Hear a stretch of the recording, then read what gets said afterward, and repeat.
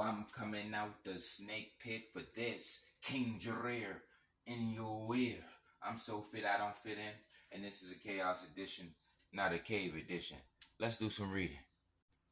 In the 19th century, the term Hamitic was used to describe a group distant from the Negroid populations of sub-Saharan Africa. Cushites were placed within the Hamitic group. Physical characteristics. Cushites, particularly the Ethiopia, whatever that say group, are described as having medium height, and that's the cranial game.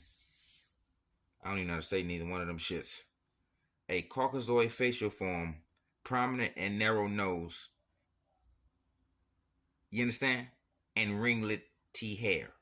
The skin color can range from reddish to blackish brown. Huh? Look at this. Cushites are linked to the Cushitic branch of the Afro-Asiatic language family, which included languages like Berber, Egyptian. These are people. See, a lot of times people want to disconnect from the language. You know, in English, in England, Englishmen. You know, in England, they speak English and they call Englishmen. In Russia, they speak Russian and they call Russian. You see what I'm saying? The Greeks spoke Greek. The Arabs speak Arabic. The Hindus speak Hindu. Huh? Arabs speak Arabic. Englishmen speak English. Frenchmen speak French. You see what I'm saying? Why we gotta play these games? The language and the people are hand in hand. And you know it's enslavement involvement is transcontinental. It's never just one continent. There's multiple continents, multiple places, you know what I mean? Off and on a continent. Let's run this gauntlet. The closest skull type would be to us would be the Austranoid. They Pronoptis and Platyrrhine nose. That's about it. Pronoptis means wide nose, and Pronoptis means forward jaw, and Platyrrhine means wide nose. So there is Pronoptis and Platyrrhine, but their hair is gillic. And when they was talking about the Aboriginal Austranoid that we are related to is the Tasmanian. Those are the ones with the woolly hair that they wiped out. But then you see, look, narrow face, wavy hair. You got to look for the body hair. Developing body hair and wavy hair, those are not our features. Narrow faces, nope. You see, I should say sparse body hair. Thin beards. You never see us fully beard like that. That's how you know somebody dealing with that admixture, dealing with that full ass beard. Dark skin pigmentation means eumelanin. Frizzy or curly hair, that means eulatrii. Wide flat nose, that means Platyrrhine.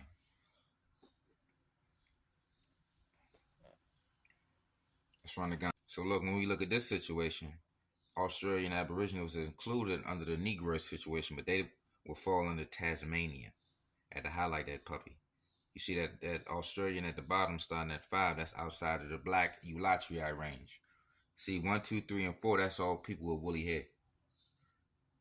It's broken down by hair on the low. That's why they calling us Jareer. It's about hair breakdown. So the first 4 is all type 4 hair. You see what I'm saying? That's how you read these pattern finding or categorizing situations. You're categorized under a wide nose, under woolly hair, Pronoptis, dark skin or light skin. You know, Pronoptis or orthognostic. Woolly hair, Jareer or Gillic. So you see? Let's finish running this gauntlet. Look at this, Somali race and ethnicity. Among groups in the Horn of Africa, you have noted that the Somalis and Ethiopians look different from African people. Well, other African people. It is actually unclear why the Somali peoples look more Caucasian, even though they have dark skin like the Oromo, Cushites, or Bantu Africans. There seems to be no generally accepted explanation among scholars. There's no generally accepted. We know what's going on. Some Somali clans claim descent from Arab tribes. This is perhaps one source for the more Caucasian features we have find among the Somali groups, even with their black skin. See, you got Caucasian features with black skin. Everybody's noticing these things. Everybody, look what it's saying. Aryans, Hamites, Semites falls under Caucasoid. Look, American Indian. Are you an American Indian? Your ass is Mongoloid. Yes, it's Mongoloid. You see? So number one, Caucasoid is Cymatriae, wavy hair division of mankind.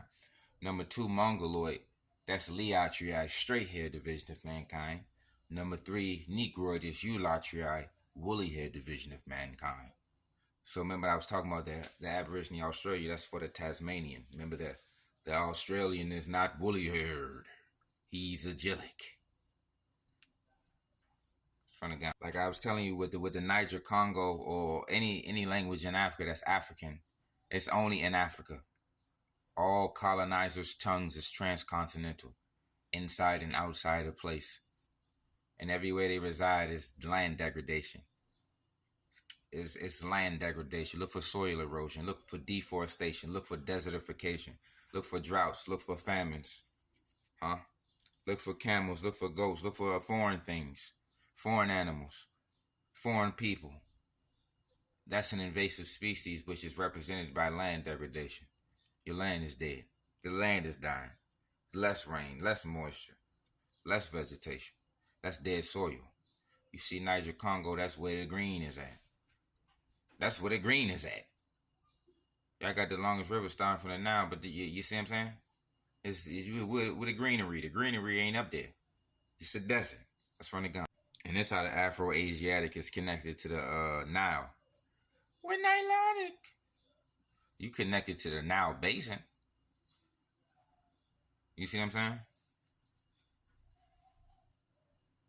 You connected to the Nile Basin, the river. Then you got the add-ons coming in. White Nile, Blue Nile. Even when I was looking in them areas with the headlights, you had Burundi with the headlights, Burundi, headlights jumping off. Ethiopia had their headlights jumping off. Remember, they had their own headlights, Ethiopia.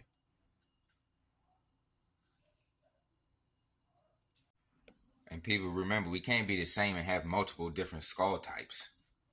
We can't be the same and have multiple different skin types. We can't all be the same and have multiple different hair textures, multiple different nose shapes. Come on, y'all. Y'all got to stop playing with this. We all humans. Y'all just start saying that after y'all took the chains off us. When they was passing out chains, we wasn't human and shit. We all humans today and shit. This is the most phoniest shit in the world. We all can come from the same. You can't come from the same and have... What's this? 5 different skull types. You got 5 different skull types. 4 different hair types. 3 different nose types. 2 different melanin types.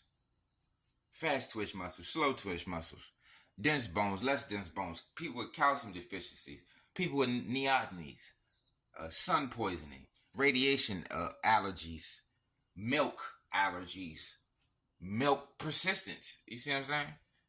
You're going to sit up here and say we got a common... No one has a common ancestor if there's 5 different skull types. You're going to have a common ancestor and there's 5 different skull types. Get out of here. And then when you look into the genes, you got them all mixed up with Neanderthal and Denisovans and milk drinking, and most of them is desert. Look to the deserts. Only rainforest on this joint is the tropical rainforest, Congo. Look, that's the only one in the rainforest. Everything else is dwelling in the desert. Is a desert dweller. Is a milk drinker. Is a nomad. Is a herder. Is a shepherd. Remember this for educational purposes. This may rub some feathers and shake some caves. Viewer discretion advised. Viewer discretion advised. You squares.